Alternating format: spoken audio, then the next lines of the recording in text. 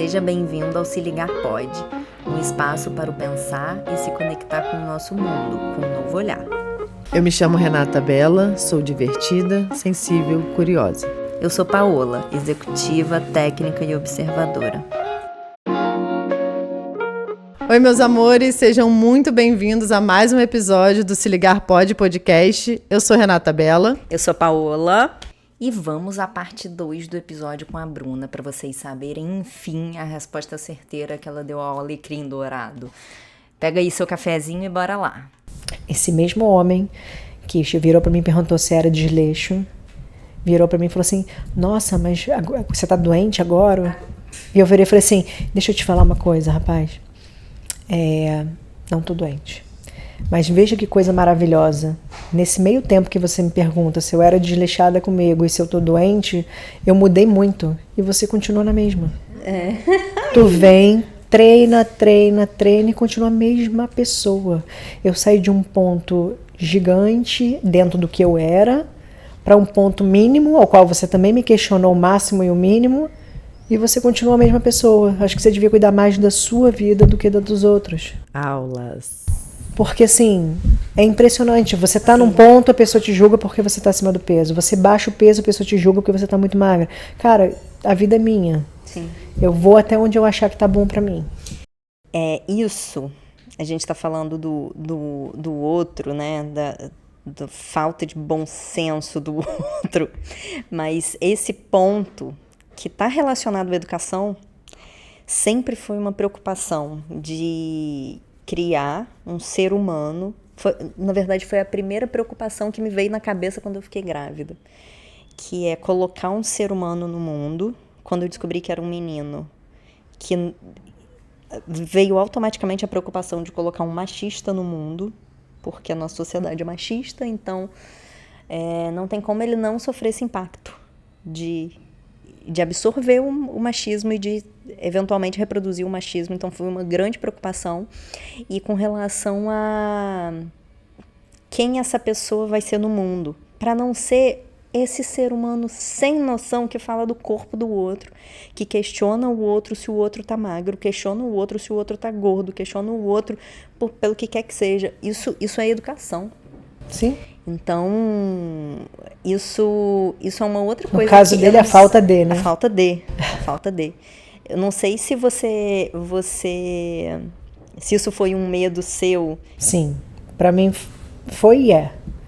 Eu não quero criar uma criança para o mundo que se torne um adulto desumano, que se torne um adulto que não seja capaz de chorar com a emoção do outro, que seja perverso. Isso é um medo que eu sempre tive e que, graças a Deus, a minha filha, a gente às vezes fala para ela, Pietra, poxa, não pode desperdiçar comida, filha. Tem gente que não tem comida. E aí ela começa a chorar. Ela tá chorando por quê, Pietra? Porque o outro não tem o que comer, mamãe. Gente, e aí isso desperta nela, real, uma sensibilidade que eu acho que é isso que falta nas pessoas hoje em dia. Sim. A gente ter um pouco de empatia, de sensibilidade com as pessoas que têm menos que a gente. E que é muita gente. Sim. O que é diferente da gente. Exato. Também. Eu acho que deve ser uma das tarefas mais difíceis, inclusive, você formar a emoção, né? Forma a emoção, a força da emoção, da sensibilidade, da percepção, da autopercepção, como você falou, Sim, né? Porque sim. tem esse ambiente externo que, vou falar assim, fica te testando, né? Sim, a todo momento. A todo momento. E ter uma mente afiada para assim, cara, com essa pessoa eu lido assim, com essa assim, porque se a gente não se colocar, realmente a gente é engolido. Totalmente, né? Sim.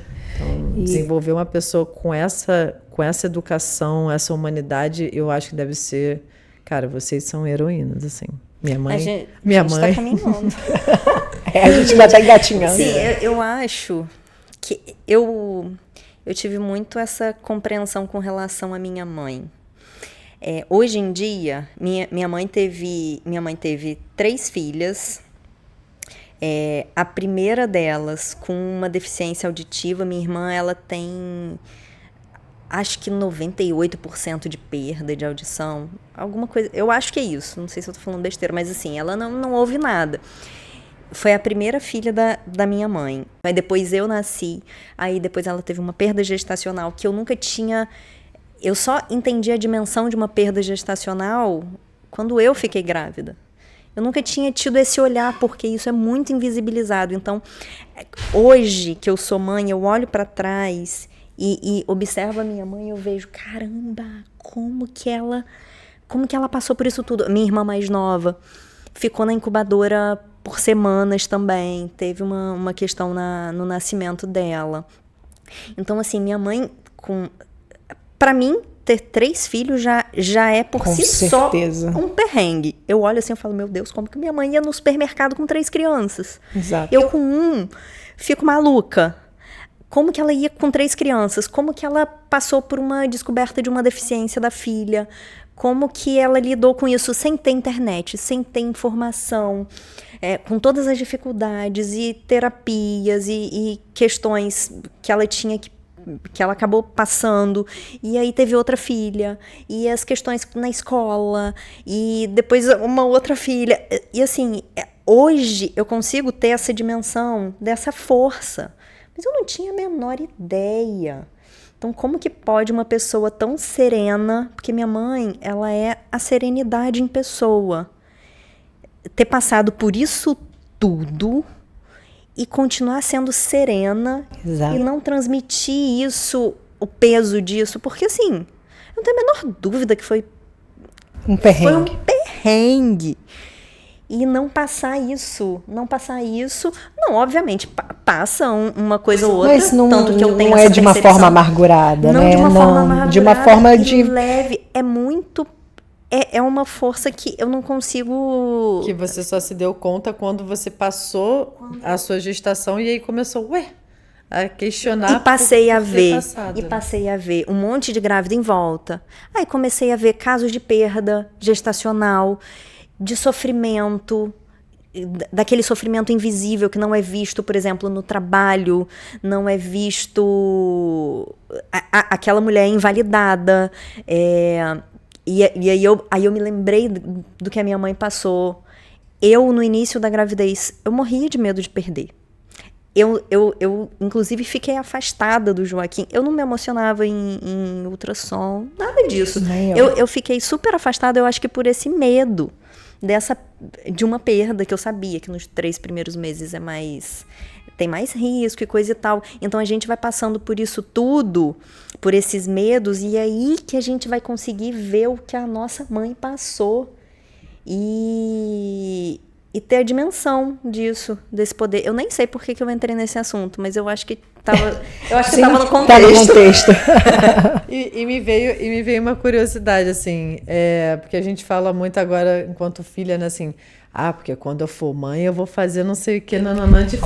Cara, posso falar? Vai, aproveita, porque já que você tocou nesse assunto, eu também tenho uma história pra contar. Eu quero saber de vocês, assim, vocês chegaram a pensar isso, e aí no momento que tiveram que educar, falar, eu vou usar aquilo que a minha mãe falava, e aí usou. Como é que é essa experiência? Conta. Eu lá, no meu auge de não querer filhos, uma vez estava lá na praia de Copacabana, dando aula, e aí eu parei, assim, para esperar o aluno e vi uma criança bater no rosto da mãe. Assim, dar um tabefão, assim, uma criança, sei lá, de 2 anos, no rosto da mãe. Eu olhei aquilo e eu falei assim, duvido que faria isso comigo. Duvido. Se fizer isso comigo, vou dar 2 que vai acabar com a criança, vai arrasar essa criança nunca mais vai fazer isso na vida. Pensei eu, e eu olhava aquilo de uma forma tão chocada, eu julgando a mãe sem ser mãe. E eu falava, gente, como é que ela deixa a criança puxar o cabelo dela, a criança bater no rosto dela? Pelo amor de Deus, eu já tinha jogado essa criança no chão, cara. Ela ia aprender que não pode fazer isso. A faixa preta de jiu-jitsu. Exato. Eu falei, gente, eu ficava horrorizada. E toda vez que eu via uma mãe passar por uma situação que eu achava estranha, eu falava, como é que ela permite isso? Por isso que eu acho que eu fui mãe, né? De repente, garota, primeiro tapa na cara que eu tomei da minha filha, eu lembrei daquela mulher e eu falei, meu Deus, nunca julguei uma mãe. Eu falei, filha, não pode bater no rosto. Pá, de novo. Eu falei, filha, não pode bater no rosto. Ainda bebezinha, sem entender muito, né? Eu falei assim, gente, e eu julgando aquela mãe. Primeira coisa que veio na minha cabeça, eu falei, não julguem uma mãe. Vocês vão passar por isso.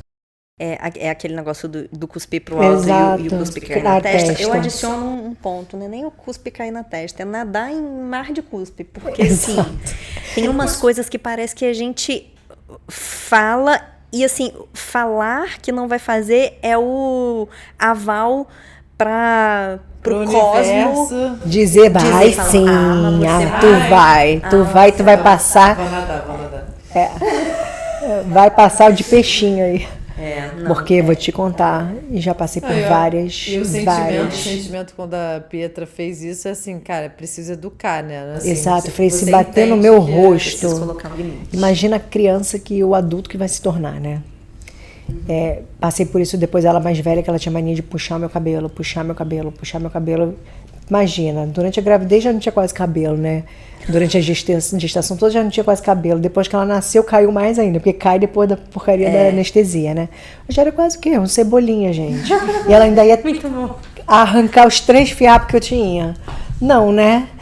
Na rua, uma vez eu lembro dela puxar o meu cabelo, aí eu tirava a mão dela, aí o belo dia eu fui dele um puxão de cabelo também. Uma mulher passando na rua falou assim, você não é mãe, você não pode fazer isso. Eu falei, vou fazer sim, sabe por quê? Porque o dia que ela crescer e se ela se tornar uma marginal e puxar o teu, tu vai falar o quê? A mãe não educou.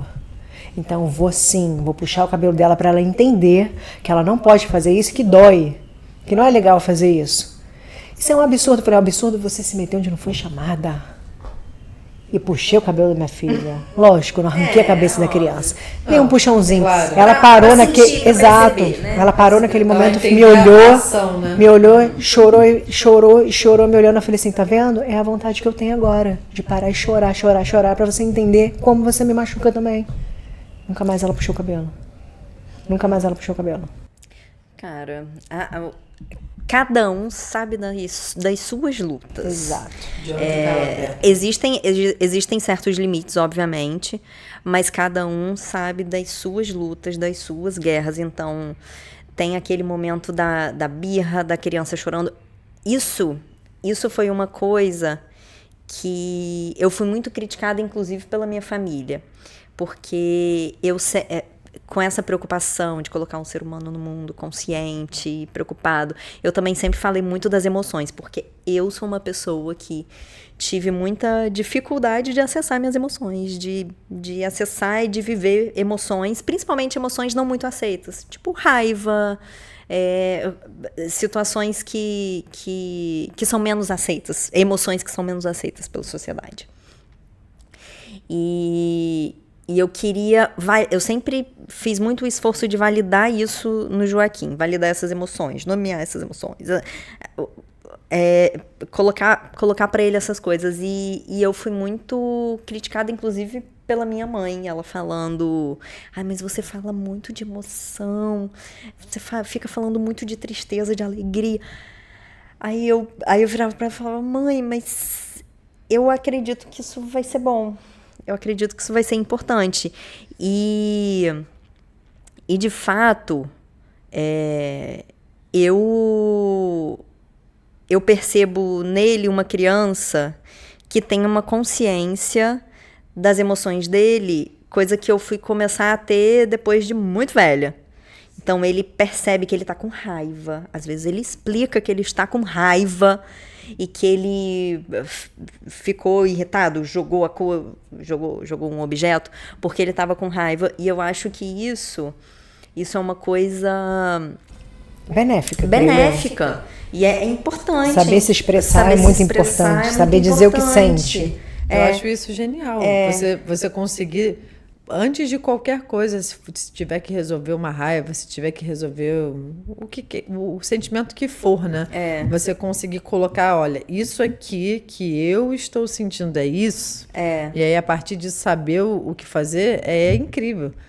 Por muitos anos eu anestesiei tudo, absolutamente tudo.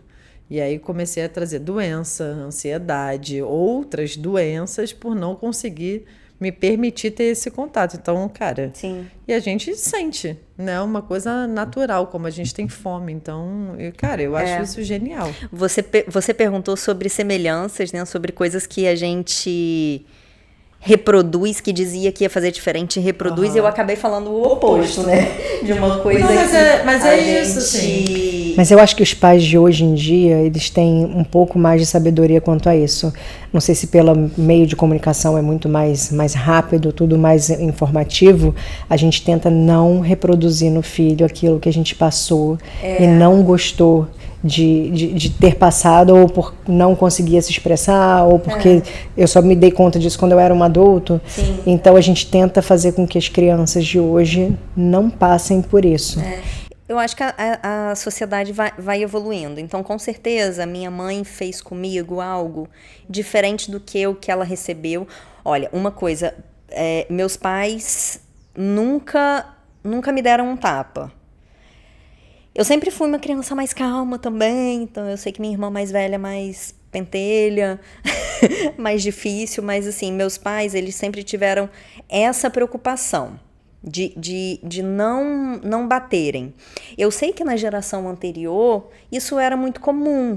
Sim. Então, assim, nesse aspecto, eu tô dando um exemplo, nesse aspecto, meus pais buscaram não reproduzir em você. E eu acho que geração a geração a gente vai pegando coisas que a gente recebeu de bom. Sim. E melhorando coisas que talvez a gente tenha visto que não teve um impacto tão positivo. Isso eu tô falando obviamente, de uma família não queria usar a palavra saudável, mas de uma família que não teve grandes questões. Um contexto normal. Assim, num contexto normal, assim, digamos assim.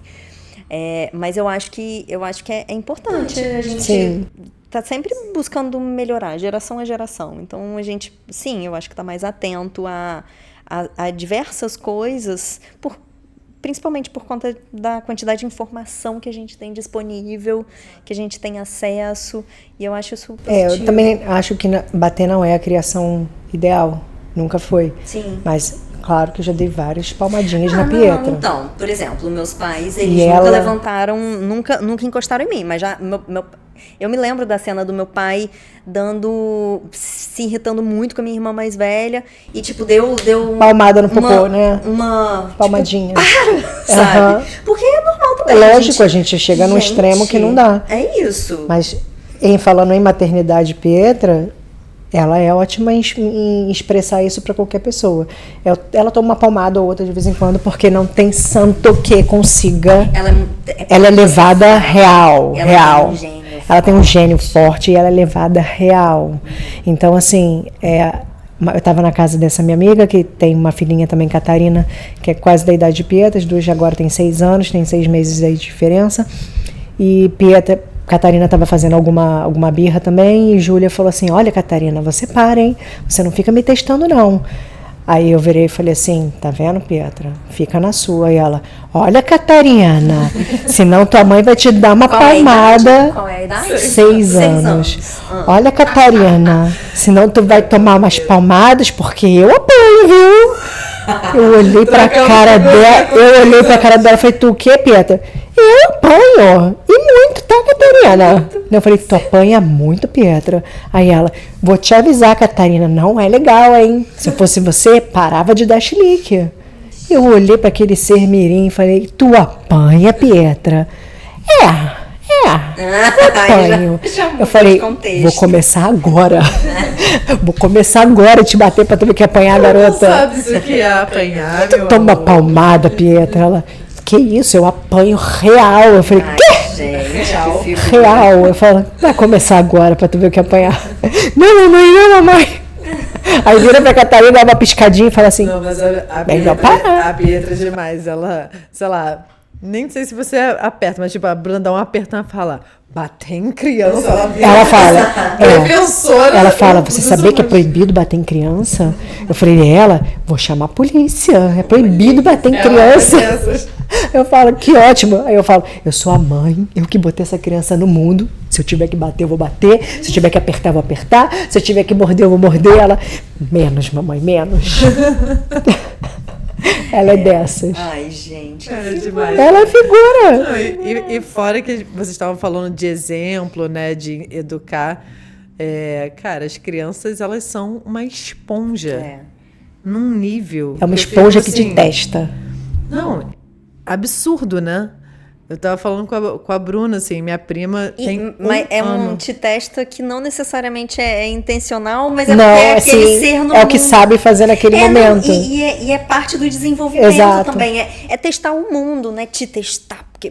Mas é entender os limites, até onde vai, porque faz parte da formação Sim, daquele sim. ser humano. Ele entender até onde ele pode ir, até onde ele não pode. Isso, inclusive, é parte daquele ser humano adulto sem noção que a gente vai ver. Então, ele vai testar e se Ele for parado ou tem não. que ser parado em algum momento, tem que ser limitado. A criança pede por isso.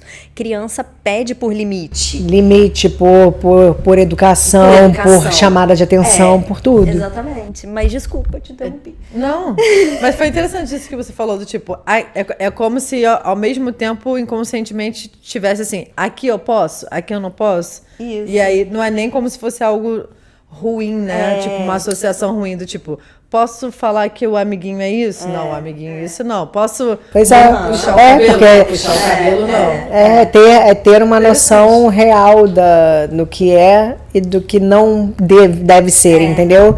Porque as Na crianças... cabeça dela, esse cabelo tem uma cor legal, então vou brincar com ele. Exato. E aí você fala, não, isso é cabelo, não é brinquedo. Aí Exato. tem que ter todo um entendimento, assim. Tem um vídeo na internet, eu vou tentar achar depois para mostrar para vocês, que eu acho, assim, genial. Assim, claro que é um vídeo... É um vídeo...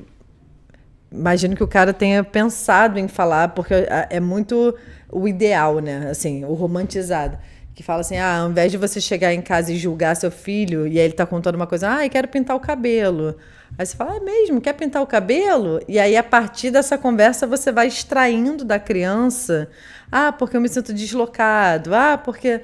Que eu acho isso, assim, genial, mas é isso. Ao mesmo tempo, você ter dentro da rotina de 600 horas de trabalho... Vocês se buscando e ainda ter essa paciência de extrair da criança o que é aquilo para orientar. Mas cara, é isso. São momentos. Isso. Vai ter momento. Óbvio que não vai dar para fazer isso o tempo inteiro. Eu já consegui tirar riquezas do Joaquim, assim, riquezas a nível de identificar uma questão que ele passou na escola gravíssima, que a escola não me contou. De conseguir extrair aquilo através de desenho, porque ele não contava. Olha. Então, assim, isso é possível, mas obviamente, a gente não vai ser todo dia, né? Não é todo dia que a gente tem... Sim. Que a gente consegue ter essa disponibilidade em meio mas eu digo toda a correria. Eu digo mais do quanto que isso é rico, né? Assim, quanto que é interessante quando a gente consegue... Em alguns momentos, assim, tipo... E eu não falo só da criança em si, porque tem isso, minha priminha e tal, mas uns com os outros também, né? Sim. Da gente ouvir aquela fala, mas isso aí significa o quê exatamente? Aí a gente consegue extrair, isso é muito legal. Entender o que tá por trás, né? Sim. É verdade. Maternidade é isso. Isso o tempo todo. É isso o tempo todo. É um ser dependente de você para tudo e ao mesmo tempo ele quer ser dono de tudo, ele quer mandar em tudo. Mas tem que entender que não é bem assim que funciona. Sim. E nesse meio todo, nesse mar de emoções, e entender que ele está em formação, em criação, e ele tem que sim obedecer regras, ele tem que entender que ele é um serzinho que vai crescer com limites, com coisas que a gente tem que estipular para eles sejam bons adultos sem traumas, adultos sem... Sem trauma não vai rolar. Não vai rolar não, mas assim, eu digo traumas no sentido de... eu só sou uma boa pessoa porque eu apanhei muito. Não, sem traumas relacionados a coisas da maternidade que a gente consegue hoje em dia superar. E entender que eles, sim, precisam de limites, precisam de tudo para que a gente consiga entender que vão fazer parte de uma sociedade que hoje em dia tem cada vez mais problemas no sentido de a gente não tem mais a liberdade como eu tinha na minha época de falar assim, cala a boca sua magrela. Hoje em dia, cala a boca sua magrela é um problema gravíssimo. Sim. Que de fato desperta coisas em quem é magrela, Sim. quem é magrinho, quem tem um problema com isso. Sim, né? sim. Então, assim, a gente tem que entender que as bom coisas. que a gente tem essa consciência Exato. hoje. Que a gente tem que entender que sim, qualquer coisa que se fale, a gente pode magoar o outro e que a gente tem que ter essa consciência enquanto pessoas, enquanto seres humanos e que vão crescer e a gente tenta que seja um mundo melhor em função disso tudo. Ter essa responsabilidade, né? Porque Exato. essas crianças hoje Sejam no futuro, adultos sejam melhores. com senso de responsabilidade. Responsabilidade afetiva, emocional, e quanto o que é bom para o outro às vezes não é pra gente e vice-versa, e a gente tem que entender e tem que respeitar. As particularidades, né? Exato. Do mundo, de cada ser humano. Exato. Até porque é isso, em algum momento essa pessoa vai alçar voo, né? É. Então, para entender a diversidade do mundo, se colocar, que a gente estava falando, né? Se colocar, fazer sua voz ser ouvida, senão vem os sem noções da vida e aí tenta, né, intimidar a gente. A gente tem que estar muito firme na gente. Isso é uma coisa que acho que a mãe, ela traz muito isso, né? Não, sim. Esteja firme em você, mas assim, falando de uma ideia disso vai sendo construído desde esse relacionamento com a mãe, né? De estar muito... Isso eu acho que está muito associado, sim, à mãe. E assim, essas criaturinhas vão crescendo e vão tornando donos de si, da sua cabecinha. Exato, a tapa da perna foi assim, Paola.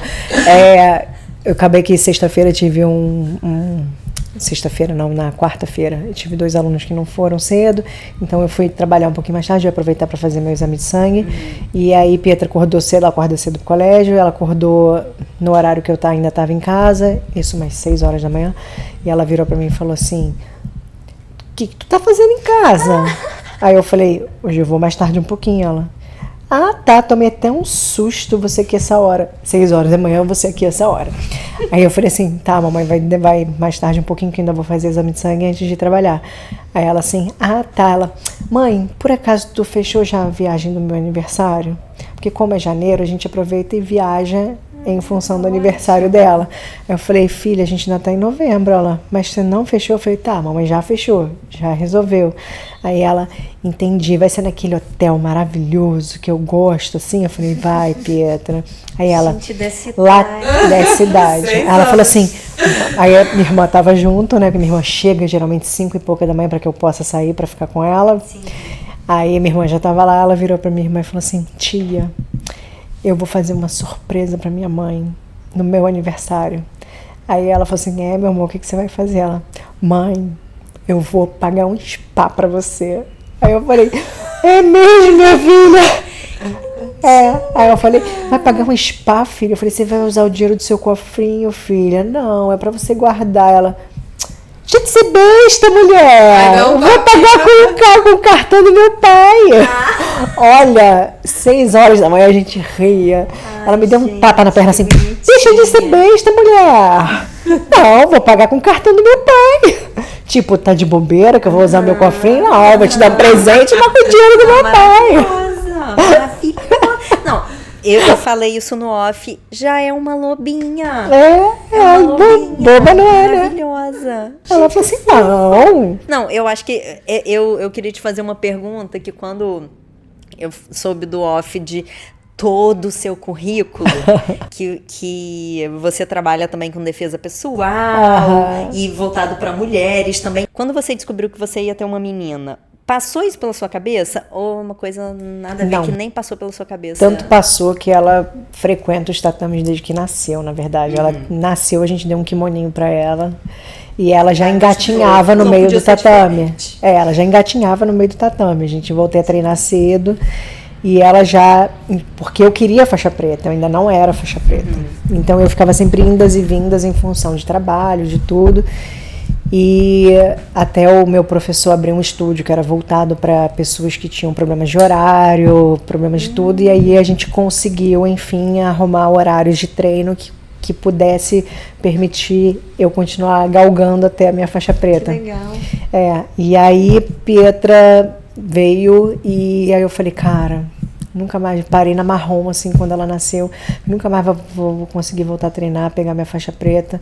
E assim, minha sorte que o Rodrigo também é faixa preta, e ele falou assim, claro que vai. E ele pegou a faixa preta antes de mim, falou, claro que vai. Então a gente levava ela bebezinha pro tatame, ela já ficava lá, ela engatinhava. Tem fotos dela pequenininha de kimoninho. Então ela ia, e ela, eu pensei assim, o mundo que a gente vive hoje, além de ser um mundo muito machista, é um mundo onde a gente tem muito feminicídio, né? Sim. E a gente tem muita violência contra a mulher. Então, assim, desde pequenininha, a nossa preocupação é que ela já iniciasse uma luta, não para que ela pudesse arrumar problemas, mas para que ela soubesse se defender dos problemas. Sim. E a gente conversa isso com ela desde pequenininha. Pietra, você nunca pode começar uma briga, mas você não vai ficar nela. Você vai se defender. E isso a gente, galga com ela, porque quando acontece uma confusão, ela, poxa, mamãe, fulano me bateu. Eu falo, minha filha, você não falou que a gente está cansada de te ensinar? Eu falei, olha, fulano, eu não gosto de briga, eu não gosto de confusão. Ai, meu Deus. Se você continuar, eu vou falar com a professora. Então, se você continuar, eu vou falar com quem é o responsável daquele momento. E ela vai até o responsável e fala, eu falei, minha filha, mas se você foi e não resolveu, você deve se defender.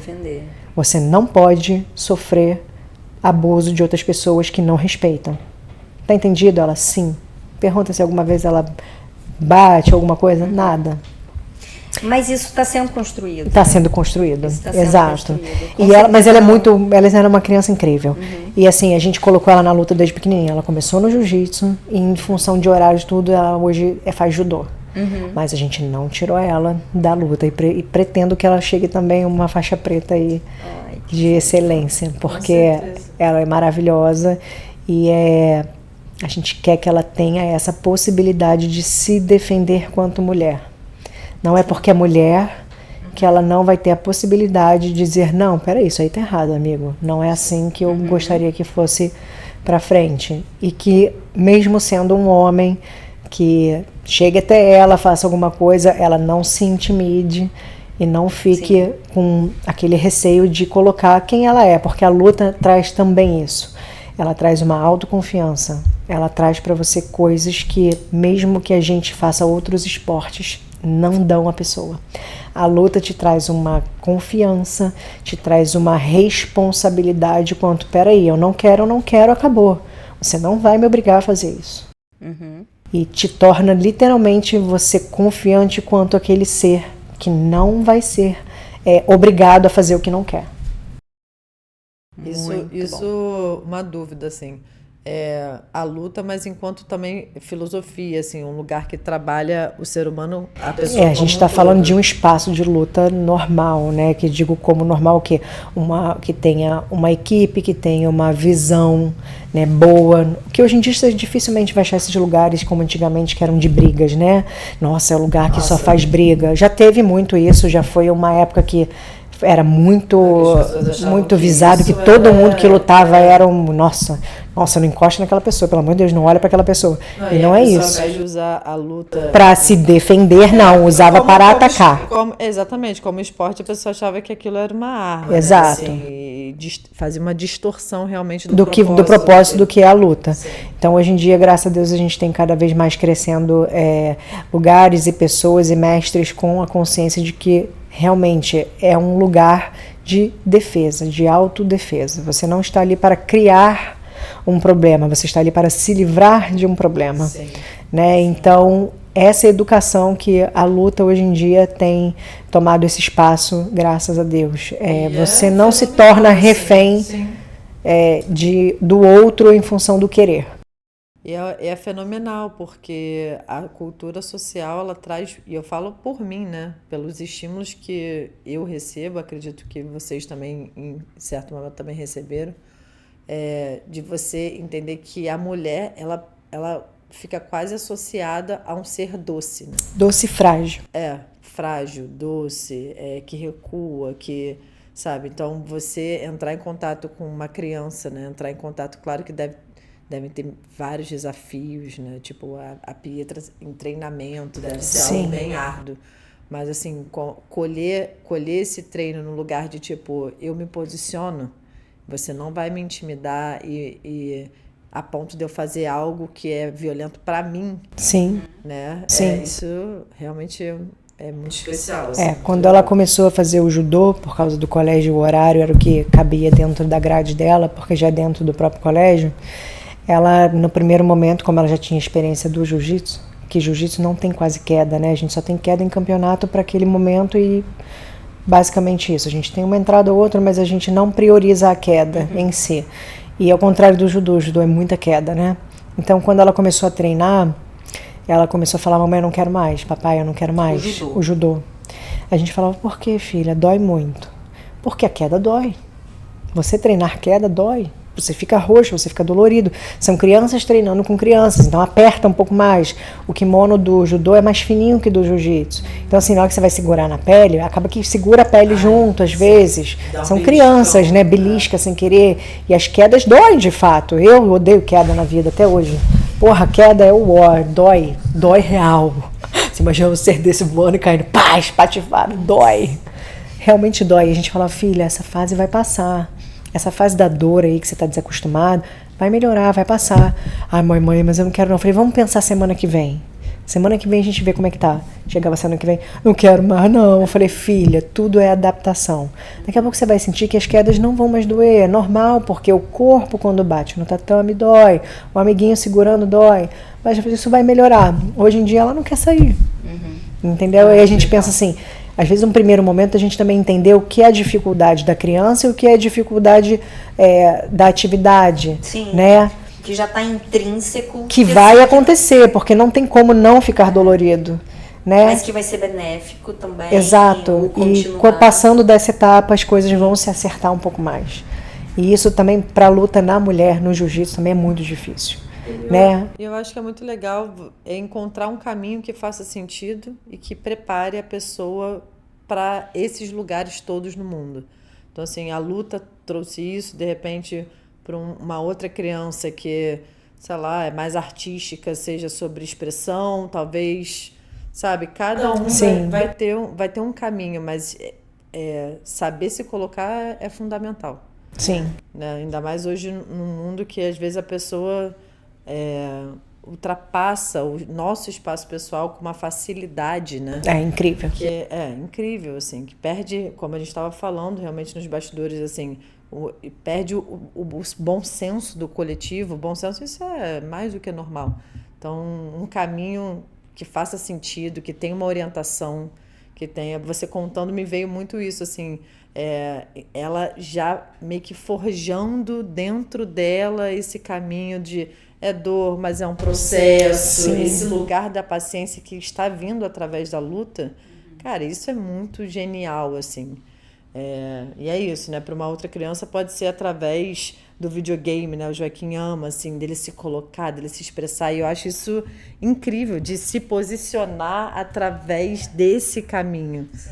Eu acho, cara, genial, de verdade. Assim.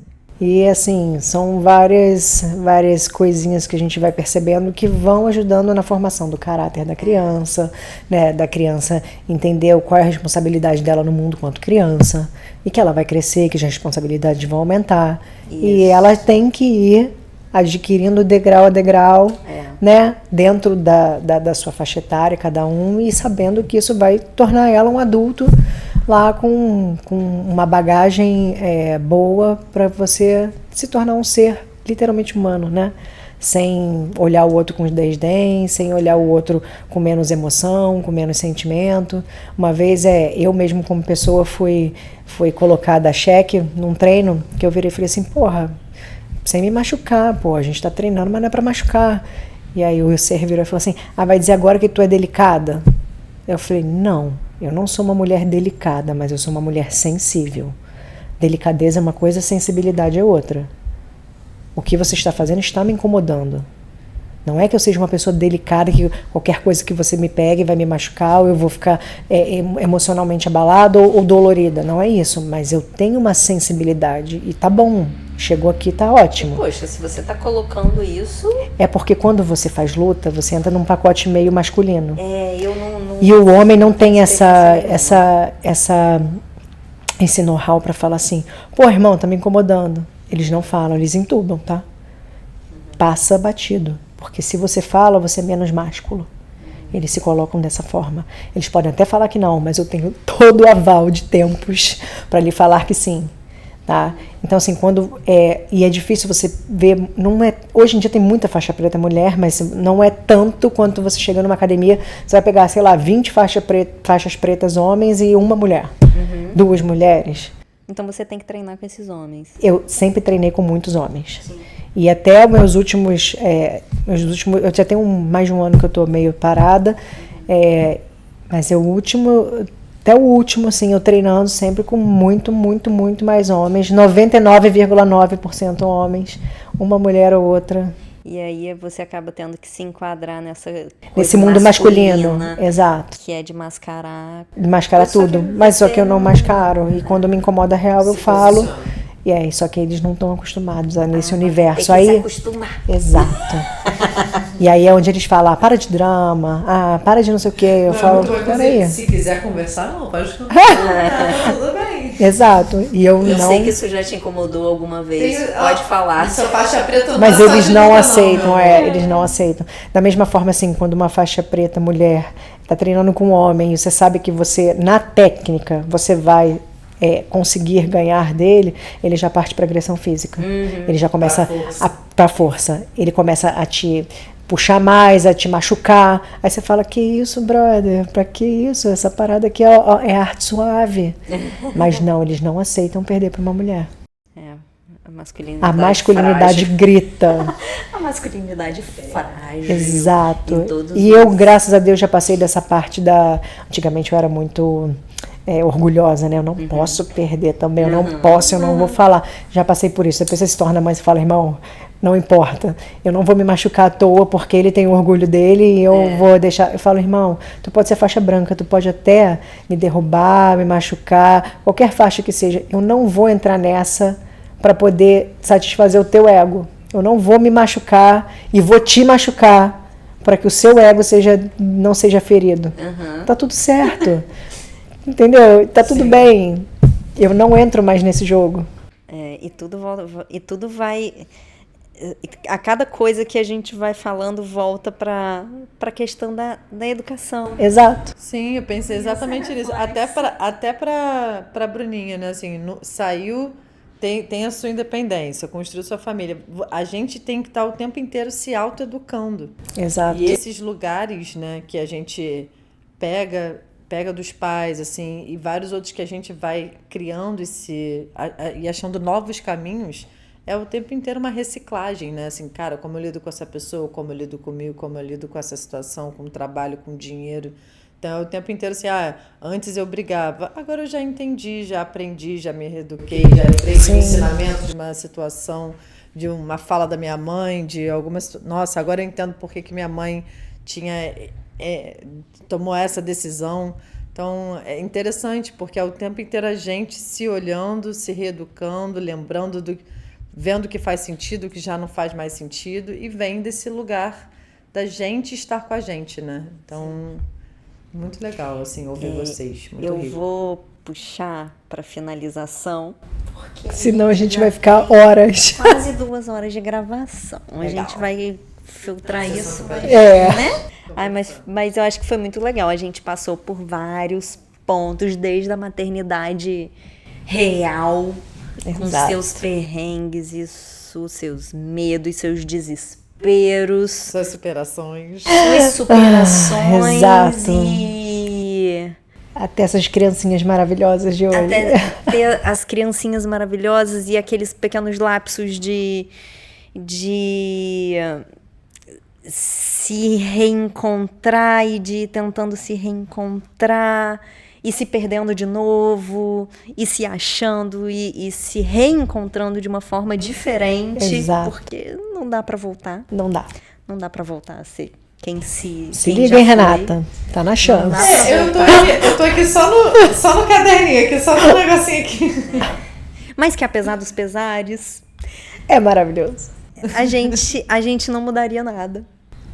Eu tô falando isso por ela, porque a gente conversou sobre isso antes. Sim. Se esse fosse o preço, não mudaria nada. Na maior parte das vezes, obviamente, que cada uma é uma, mas uma coisa que é unanimidade é que, apesar dos perrengues, são nossas preciosidades. Sim, né? Sim. E a gente Muito faz de preciosidades. para criar seres humanos melhores, criar uma sociedade melhor, dar valor a quem veio antes. Sem deixar de colocar a nossa pitadinha lá para que os que ainda vão se tornem melhores a cada dia. E agradeço a vocês também, porque foi muito bonito. E é muito bom trocar isso, assim. E você vai pensando e se inspirando. Gente, pro sim ou pro não. É uma desconstrução. É uma desconstrução e um aprendizado, assim, eu fiquei muito ouvindo vocês e é muito rico mesmo, assim, é muito gostoso ouvir, trocar experiência, ver a parte difícil, ver que de alguma forma as coisas vão se encaixando, que pessoas vão surgindo, que rede de apoio vai acontecendo, assim, e dá um desespero. Muito. Mas eu acho que isso, né? Obrigada a vocês, obrigada pelo convite. Sim, obrigada E por compartilhar essa história. Imagino que não falta história, amor. Precisamos ter outros episódios agora para as outras histórias. Isso. Muito obrigada a vocês pelo convite. Amei. E até uma próxima. Até a próxima. Beijo, sigam a gente, deixem aqui seus comentários de experiência, de filhos, como pais. Vamos adorar escutar e trocar com vocês. Beijo.